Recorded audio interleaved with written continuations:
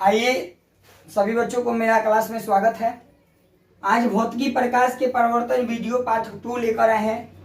यानी जो वीडियो है भौतिकी प्रकाश के परिवर्तन, आज दूसरा वीडियो है। चलिए इसको देखते हैं। पहला टॉपिक है प्रकाश के परिवर्तन से आप क्या समझते हैं। प्रकाश के परिवर्तन किसे कहते हैं। प्रकाश के किसी वस्तु से टकराकर लौटने को प्रकाश का परिवर्तन कहते हैं। जब प्रकाश अपने बिंदु स्रोत से निकलती है और किसी वस्तु पर जाकर उससे टकराकर जब लौटती है, उसी प्रक्रिया को हम प्रकाश का परिवर्तन कहते हैं। प्रकाश के परिवर्तन कहते हैं। आइए दूसरा टॉपिक है किरण आलेख किसे कहते हैं। किरण आलेख किसे कहते हैं। प्रकाश की किरणें का पथ दर्शाने वाले चित्र को किरण आलेख कहते हैं। प्रकाश के किरणों के पथ को दर्शाने वाले चित्र को किरण आलेख कहते हैं। कोई भी प्रकाश जिस बिंदु स्रोत से निकलता है उसके पथ को दर्शाने वाले चित्र को किरण आलेख कहते हैं। किरण आलेख कहते हैं। दूसरा है तीसरा प्रकाश के नियम। प्रकाश के नियम से आप क्या समझते हैं। प्रकाश की किरणें किसी वस्तु सतह पर पड़कर जिन नियमों का पालन करते हुए उस सतह से परिवर्तन होती है, उसे नियम को प्रकाश के परिवर्तन कहते हैं। प्रकाश की किरणें किसी सतह पर पड़कर जिन नियमों से के पालन करते हुए सतह से परिवर्तन होती है यानी लौटती है, उसे प्रकाश के परिवर्तन कहते हैं। समतल दर्पण, यहां देखिए समतल दर्पण है, ये समतल दर्पण है। जो किरण समतल दर्पण पे पड़ता है उसे आपतित किरण कहते हैं। जो किरण समतल दर्पण पे पड़ता है उसे आपतित किरण कहते हैं। जिस बिंदु पर पड़ता है उसे आपतन बिंदु कहते हैं। अगर जो किरण समतल दर्पण पे जाके पड़ रहा है उसे आपतित किरण कहेंगे, जिस बिंदु पर पड़ेगा उसे आपतन बिंदु कहेंगे, और जहां से टकरा कर लौटेगा उसे आपतित किरण कहते हैं। आपतन कोण किसे कहते हैं। आपतित किरण और लंब के बीच को कोण को, अविलंब के बीच के कोण को आपतन कोण कहते हैं। अविलंब और परिवर्तन कोण के बीच के कोण को परिवर्तन कोण कहते हैं। आपतित किरण आने वाले कोण को बोला जाता है और परिवर्तित किरण जो टकराकर लौटता है उसे परिवर्तित किरण कहते हैं। प्रकाश के परिवर्तन के नियम। प्रकाश के परिवर्तन के मुख्यतः दो नियम हैं।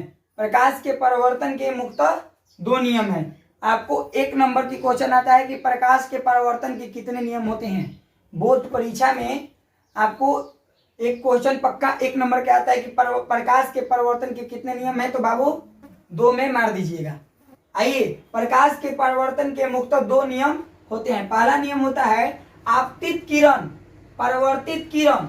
आपतित किरण, परिवर्तित किरण तथा आपतन बिंदु पर डाला गया लंब तीनों एक ही तल में होता है। आपतित किरण, परिवर्तित किरण, आपतन बिंदु पर डाला गया लंब तीनों एक ही तल में होता है। दूसरा है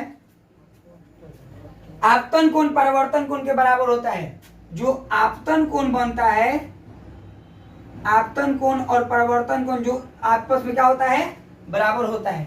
आपतन कोण परिवर्तन कोण के बराबर होता है। पहला नियम होता है आपतित किरण, परिवर्तित किरण तथा आपतन बिंदु पर डाला गया लंब तीनों एक ही तल में होते हैं। ये जो तीनों होते हैं, परिवर्तित किरण, आपतित किरण और लंब, जो तीनों एक ही तल में होते हैं। अगला है आपतन कोण बराबर परिवर्तन कोण।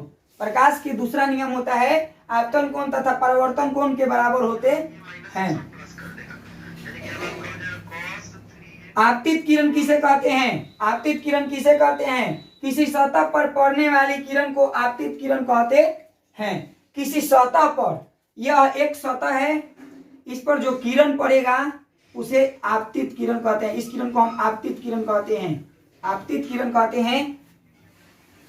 किसी सतह पर पड़ने वाली किरण को आपतित किरण कहते हैं। परिवर्तित किरण किसे कहते हैं। जिस माध्यम से चलकर आपतित किरण जिस माध्यम से चलकर आपतित किरण परावर्तित हो जाती है, जिस माध्यम से चलकर आपतित किरण सतह पर आती है, उसी माध्यम में परावर्तित हो जाती है, उसे परावर्तित किरण कहते हैं। इसको हम लोग परावर्तित किरण कहते हैं, परावर्तित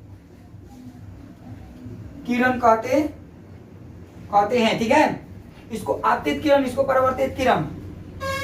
आपतन बिंदु, जिस बिंदु पर आपतित किरण सतह से टकराती है उसे आपतन बिंदु कहते हैं। आपतित किरण जिस सतह से टकराती है उसे आपतन बिंदु कहते हैं, आपतन बिंदु कहते हैं। आपतन बिंदु ये हो गया आपतित किरण, परावर्तित किरण। आपतन कोण किसे कहते हैं? आपतित किरण आपतन बिंदु पर खींचा गया अभिलंब से जो कोण बनती है उसे आपतन कोण कहते हैं। जैसे आपतित किरण ये होगा और अभिलंब से जो कोण बनता है उसे आपतन कोण कहते हैं। आपतित किरण आपतन बिंदु पर खींचा गया अभिलंब से जो कोण बनता है उसे आपतन कोण कहते हैं। इस कोण को हम आपतन कोण कहते हैं। आपतित किरण आपतन बिंदु पर खींचा गया अभिलंब से जो कोण बनती है उसे आपतन कोण कहते हैं। आपतित किरण आपतन बिंदु पर खींचा गया अभिलंब से जो कोण बनती है उसे आपतन कोण कहते हैं। आगे देखिए परावर्तन कोण किसे कहते हैं? परावर्तित किरण आपतन बिंदु पर खींचा गया अभिलंब, यानी परावर्तित किरण जो परावर्तित होती है और उसके अभिलंब के बीच के जो कोण बनता है उसे परावर्तित किरण कहते हैं। परावर्तित बिंदु परावर्तित कोण कहते हैं। परावर्तित किरण आपतन बिंदु पर खींचा गया अभिलंब से जो कोण बनता है उसे परावर्तन कोण कहते हैं। आपतित किरण और लंब के बीच जो कोण बनता है उसे आपतन कोण कहते हैं। परावर्तित किरण और लंब के बीच जो कोण बनता है उसे परावर्तित कोण कहते हैं। समतल दर्पण पर लंबवत पड़ने वाली प्रकाश की किरणें परावर्तन के बाद उसी पथ पर वापस हो जाती है। समतल दर्पण पर लंबवत पड़ने वाली प्रकाश की किरण, जो लंबवत किरण पड़ती है समतल दर्पण पर, तो समतल दर्पण के से परावर्तन के बाद उसी पथ पर वापस हो जाती है। समतल दर्पण का ये गुण होता है कि जिस दर्पण पर पड़ती है तो फिर उसी पथ से वापस हो जाती है। प्रतिबिंब किसे कहते हैं? प्रतिबिंब किसे कहते हैं? किसी बिंदु स्रोत से आती प्रकाश की किरणें दर्पण से परावर्तन के बाद, जब कोई बिंदु स्रोत से प्रकाश की किरण निकलती है तो दर्पण से परावर्तन के बाद जिस बिंदु पर मिलती है या जिस बिंदु से आती हुई प्रतीत होती है उसे बिंदु स्रोत को प्रतिबिंब कहते हैं। किसी बिंदु स्रोत से आती हुई प्रकाश की किरण दर्पण से परावर्तन के बाद या टकराने के बाद जिस बिंदु स्रोत पर मिलती है या मिलती हुई प्रतीत होती है उसे प्रतिबिंब कहते हैं। प्रतिबिंब मुख्यतः कितने प्रकार के होते हैं? प्रतिबिंब मुख्यतः 2 प्रकार के होते हैं। प्रतिबिंब कितने प्रकार के होते हैं? 2 प्रकार के होते हैं। वास्तविक प्रतिबिंब किसे कहते हैं? वास्तविक प्रतिबिंब किसे कहते हैं? किसी बिंदु स्रोत से आती हुई प्रकाश की किरण दर्पण से परावर्तन के बाद जिस बिंदु पर वास्तव में मिलती है। किसी बिंदु स्रोत से आती हुई प्रकाश की किरण दर्पण से परावर्तन के बाद, जब किसी दर्पण पर पड़ता है तो परावर्तन के बाद जिस बिंदु पर वास्तव में आकर मिलती है उसे वास्तविक प्रतिबिंब कहते हैं। उसको वास्तविक प्रतिबिंब कहते हैं। दूसरा है आभासी प्रतिबिंब किसे कहते हैं? किसी बिंदु स्रोत से आती हुई प्रकाश की किरण दर्पण से परावर्तन के बाद जिस बिंदु पर आती हुई प्रतीत होती है वास्तव में मिलती है उसे वास्तविक प्रतिबिंब कहते हैं। और आती हुई प्रतीत होती है उसे आभासी प्रतिबिंब कहते हैं। समतल दर्पण बनने वाली प्रतिबिंब की विशेषता। समतल दर्पण में जिस प्रतिबिंब बनता है उसका निम्नलिखित विशेषता होता है। पहला, प्रतिबिंब दर्पण के पीछे बनता है। प्रतिबिंब जो होता है बाबू वो दर्पण के पीछे बनता है। दूसरा है, प्रतिबिंब के आकार वस्तु के आकार के बराबर होता है। जो जिस चीज का प्रतिबिंब बनता है, जिस वस्तु का प्रतिबिंब बनता है वो वस्तु के आकार के ही होता है। तीसरा है, प्रतिबिंब वस्तु की अपेक्षा सीधा बनता है।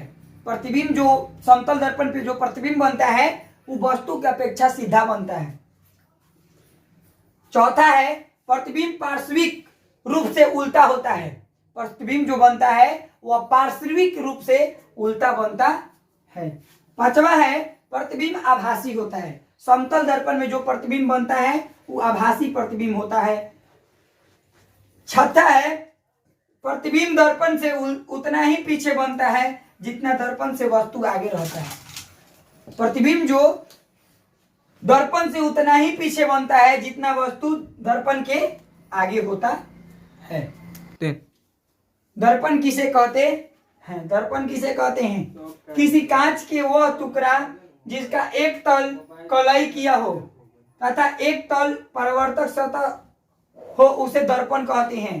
किसी कांच का वह टुकड़ा, किसी कांच का वह भाग जिसका एक भाग कलई किया हो, रजित किया हो तथा एक भाग परावर्तक सतह हो उसे दर्पण कहते हैं। उसे दर्पण कहते हैं। दर्पण के प्रकार। दर्पण मुख्यतः दो प्रकार के होते हैं, गोलीय दर्पण, समतल दर्पण। दर्पण कितने प्रकार के होते हैं? दो प्रकार के, गोलीय दर्पण, समतल दर्पण। गोलीय दर्पण, गोलीय दर्पण किसे कहते हैं? गोलीय दर्पण उस दर्पण को कहते हैं जिसका परावर्तक सतह किसी खोखले गोले का बना हो, उसे गोलीय दर्पण कहते हैं। गोलीय दर्पण का परावर्तक सतह खोखले गोले का बना होता है। पहला होता है अवतल दर्पण। अवतल दर्पण किसे कहते हैं? कांच का वह भाग जिसका बाहर के सतह को रजित करने पर अवतल दर्पण बनता है। कांच का वह भाग जिसका हम बाहर के सतह को रजित करते हैं तो अवतल दर्पण बनता है। अवतल दर्पण के कुछ विशेषता भी होते हैं। इसमें आभासी प्रतिबिंब बनते, आभासी प्रतिबिंब वस्तु से बड़ा बनता है। अवतल दर्पण में आभासी प्रतिबिंब वस्तु से बड़ा बनता है।